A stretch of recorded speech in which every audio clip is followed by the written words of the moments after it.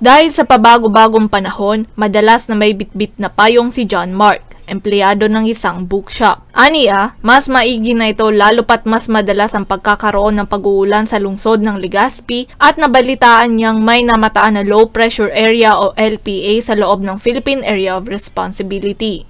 So ang ginagawa ko po para hindi maulanan is laging may dalang payong, ma'am. Kasi yung pagdadala ng payong po talaga yung unang-unang makakatulong sa atin para di tayo mabasa. Like, kagaya ko mga empleyado, ma'am, kapag papasok ng trabaho, dapat always ready. Kapag dapat may dalang payong lagi.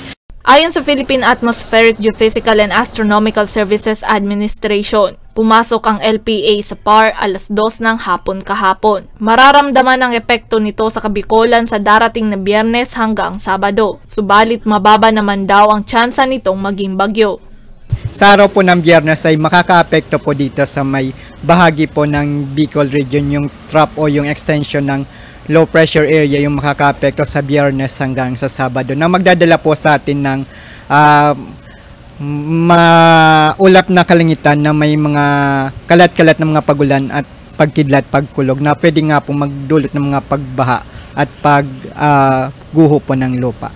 Huli itong namataan 645 km silangan ng southeastern Mindanao.